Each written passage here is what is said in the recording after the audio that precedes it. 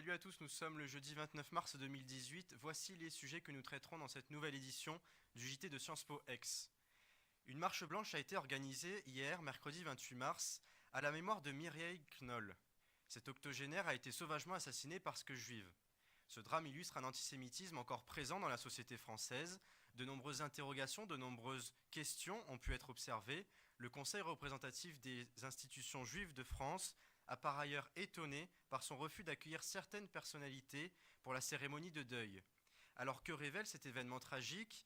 Quelles conséquences cette affaire pourrait-elle avoir entre les relations entre personnalités politiques et personnalités religieuses? Ensuite, manifester serait-il devenu dangereux? C'est la question que l'on se pose après les violences qui ont marqué une manifestation étudiante à Montpellier jeudi dernier. Alors qu'elles occupaient l'amphithéâtre en vue de protester contre la sélection à l'entrée de l'université, les étudiants d'une fac ont été pris à partie par une bande armée et cagoulée. Les vidéos violentes et choquantes ont été massivement relayées par les médias.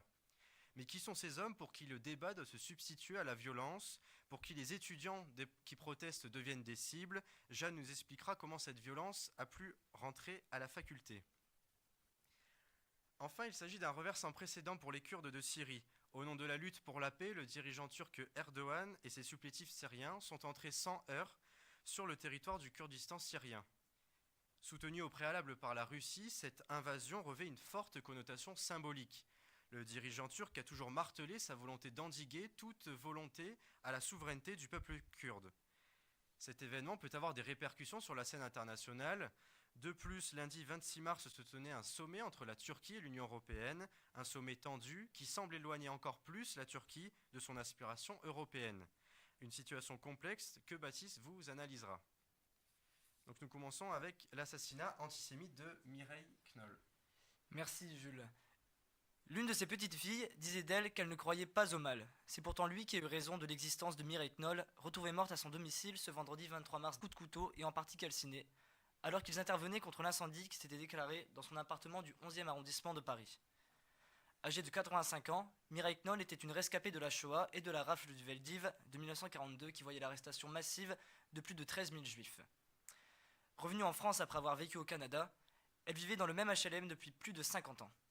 Atteinte de la maladie de Parkinson et handicapée par une mobilité très réduite, elle ne sortait de chez elle que très rarement et en fauteuil roulant, accompagnée de son auxiliaire de vie. Le 2e district de police judiciaire de Paris s'est vu confier l'investigation par le parquet de Paris. 2 suspects ont été mis en examen dans la nuit de lundi à mardi pour homicide volontaire à caractère antisémite, qui a été reconnu et mis en évidence par les enquêteurs dès lundi. 2 suspects ont pour l'instant été mis en examen. Le premier est un jeune homme de 27 ans, voisin de l'octogénaire. Il se rendait régulièrement chez elle et lui rendait parfois quelques services. Un des fils de Mireille Knoll a même déclaré l'avoir aperçu en compagnie de sa mère le jour même du drame. Il était déjà connu des services de police et de justice pour des affaires de viol et d'agression sexuelle. En effet, il avait été condamné en 2017 pour avoir agressé sexuellement une fillette de 12 ans au domicile même de Mireille Knoll, chez qui elle vivait avec sa mère auxiliaire de vie. Le second suspect est un jeune sans-abri de 21 ans, soupçonné d'avoir été présent au moment de l'assassinat. Il est connu des services de police pour des faits de violence, de menaces et de vol avec effraction. Les 2 hommes ont été placés en détention provisoire et n'ont pas encore été confrontés durant l'interrogatoire. Ils ont livré aux enquêteurs des versions contradictoires, s'accusant mutuellement d'avoir porté les coups mortels sur Mireille Knoll. L'événement a suscité une vive émotion partout dans le pays et au sein de toutes les communautés. La classe politique a quant à elle unanimement qui intervient un an après celui dans le même quartier de Sarah Halimi, juive défenestrée par un voisin. Bien que le d'actes antisémites a reculé en 2017, celui-ci reste considérable, d'autant plus que la communauté juive représente seulement moins de 1% de la population française, mais est la cible d'un tiers des actes haineux recensés dans le pays.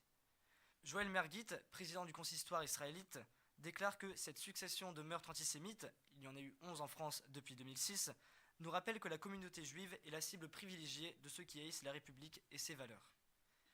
Une marche blanche a été organisée par les principales organisations juives en la mémoire de Mireille Knoll ce mercredi, marche à laquelle plusieurs personnalités ont appelé à participer. Francis Khalifa, président du CRIF, le Conseil de représentation des institutions juives de France, a déclaré que les personnalités d'extrême droite comme celles de l'extrême gauche n'étaient pas les bienvenues, car selon lui, pour manifester, pour dire non à l'antisémitisme, il faut d'abord faire le ménage chez soi. Cette position a été contestée par Daniel Knoll, le fils de Mireille Knoll, qui, lui, ouvre son cœur à tout le monde et invite toutes les personnes de bonne volonté à venir manifester. Malgré les injonctions du CRIF, Marine Le Pen et Jean-Luc Mélenchon se sont joints en compagnie de plusieurs milliers de personnes, dont de nombreux ministres, politiques et représentants de la société civile, au cortège qui partait place de la Nation, pour arriver au pied de l'immeuble où vivait la victime. Sifflés et hués par la foule, ils ont dû tous deux être exfiltrés du cortège sous protection policière. La présidente du Front National a accusé le président du CRIF de faire de la politique politicienne. Merci Théo. Alors ensuite, changement de sujet sur la faculté de droit à Montpellier. Dans la nuit du jeudi 22 mars, aux alentours de minuit pour être précise, des hommes, habillés en noir, cagoulés pour certains, armés de lattes de bois et de tasers, sont entrés dans un amphithéâtre de la faculté de droit de Montpellier, pour y déloger avec violence les étudiants qui occupaient cet amphithéâtre. Les vidéos filmées par les étudiants montrent une violence inouïe à ce qui ressemble à s'y méprendre à une milice armée. Mais alors Jeanne, quelle est la raison exacte de cette présence étudiante dans l'amphithéâtre ? Tout au long de la journée du jeudi 22 mars, journée de mobilisation générale en France, certains étudiants de la fac de droit s'étaient rassemblés pour dire non, entre autres, à la sélection à l'entrée de la fac, mis en place par le nouveau logiciel Parcoursup cette année. C'est jeudi soir, au cours d'une assemblée générale, que les étudiants ont décidé d'occuper l'amphithéâtre A de l'université Paul Valéry, afin de pouvoir l'utiliser pour une nouvelle assemblée générale prévue le vendredi matin à 8h. Mais cette occupation pacifiste par une cinquantaine d'étudiants va être arrêtée par l'irruption de ce commando armé. Ces hommes sont rentrés non pas par la porte principale, mais par les portes arrière de l'amphithéâtre, les portes de sécurité, qui étaient fermées par l'administration. On peut donc supposer que c'est l'administration qui les a fait entrer. De plus, sur les vidéos, on voit que le personnel de sécurité de la faculté est présent en haut des amphis et assiste à cette scène de violence inouïe. À l'aide de tasers, de bouts de bois de palette, ces hommes ont fait sortir la cinquantaine d'occupants, puis, une fois dehors, les grilles de la fac se sont refermées sur eux, enfermant les hommes de ce commando armé et quelques membres de l'administration à l'intérieur. Une étudiante de la faculté, Zoé, témoigne qu'une étudiante était blessée à terre et la grille se baissait sur elle, alors que les hommes cagoulés l'électrocutaient avec un taser. Les étudiants se sont alors retrouvés dehors, au milieu de la nuit, blessés, sans leurs affaires. Ils appellent immédiatement les secours et la police. 3 jeunes ont alors été hospitalisés pour blessures graves et 11 ont subi des blessures légères. Alors Jeanne, quelles sont les réactions de l'opinion face à cet événement qui est unique en son genre ? Le président de l'université de Montpellier, Philippe Auger, a annoncé qu'il avait porté plainte contre X afin que lumière soit faite sur cet événement. Il déclare que les vidéos de la scène sont surprenantes. Il s'en remet donc à l'autorité judiciaire. De son côté, le doyen de la fac, Philippe Plétel, assure qu'il n'est pas à l'initiative de ce commando. Il déclare qu'il n'a fait entrer personne, qu'il n'a pas demandé la venue de ces hommes en noir, mais il reconnaît que parmi les personnes cagoulées, oui, c'est possible qu'il y ait eu un prof de droit. Le doyen Philippe Plétel a d'ailleurs déclaré sa démission au cours du week-end suivant les événements et il a été mis en examen il y a quelques jours. Le prof de droit dont parle Philippe Plétel a été reconnu par les témoins sur les vidéos comme le professeur d'histoire de droit Coronel de Boissezon. Ce professeur a d'ailleurs expliqué par courriel à Libération qu'il était bien présent dans les locaux de l'université ce soir-là, mais il déclare « Je n'étais évidemment pas cagoulé et donc parfaitement identifiable de mon plein gré ». Mais il ne nie pas avoir porté des coups en ajoutant « Je n'ai pas l'habitude, lorsque je suis agressé, de rester passif ». Face à cet événement choquant et d'une violence inouïe, à Montpellier, des rassemblements, des manifestations se sont rapidement organisées en réaction à cet événement dès le lendemain.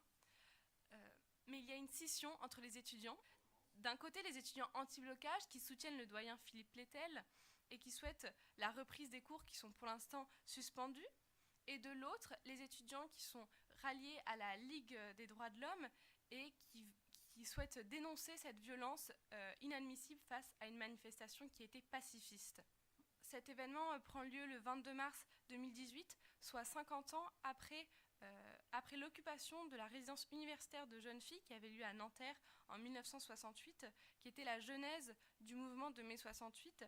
On se rappelle des violences commises pendant les occupations et pendant mai 68. On aurait pensé que cette époque était révolue, mais ce n'est peut-être pas le cas en vue de cet événement. Merci Jeanne. Dernier sujet maintenant à l'international, la situation turco-syrienne évolue. Merci Jules. Alors, en effet, depuis près d'un mois, le président turc mène une offensive nationaliste sur les territoires du Kurdistan syrien. En effet, l'armée turque bombarde et adopte une stratégie de conquête vis-à-vis de ces territoires. À la suite de la guerre syrienne, 3 cantons se sont déclarés autonomes dans les provinces du Kurdistan. La Turquie, avec le soutien de la Russie et de l'Iran, a obtenu la permission d'envahir ces territoires. Ces territoires s'étendent de la région d'Afrin jusqu'à la frontière irakienne. Les motifs donnés par le régime turc pour légitimer cette conquête est, je cite, de sécuriser les frontières. Cette sécurisation de la frontière turque se traduirait donc par une zone tampon. L'État turc préparerait déjà des plans d'invasion de la ville d'Afrin. Un couloir humanitaire est d'ailleurs prévu par l'armée turque afin d'évacuer la population avant les bombardements de la ville. Cependant, on peut se demander si cette sécurisation des frontières turques va être un gage de stabilité dans la région ou va au contraire raviver les tensions communautaires déjà vivaces. Par ailleurs, il est important de souligner que l'Union européenne reste discrète sur cette situation, contrainte certainement au silence sur la question turque du fait de la place prépondérante du régime d'Erdogan dans la crise migratoire. Merci Baptiste, avant de nous quitter, quelques informations sur l'actualité de l'école. L'APNA organise la semaine de l'environnement du mardi 3 au vendredi 6 avril. Nous vous encourageons vivement à vous engager pour défendre votre planète. Ensuite, le BDM, le Bureau des médias, vous informe que la semaine de la presse se tiendra du 16 au 20 avril. Au programme rencontres, conférences, expositions, interviews. Le dessin de la presse sera mis à l'honneur. Une semaine qui s'annonce exceptionnelle. Le Bureau des médias vous attend nombreux. Voilà, merci à tous de nous avoir écoutés. C'est la fin de cette édition. À la semaine prochaine. Bisous et michto. Yes.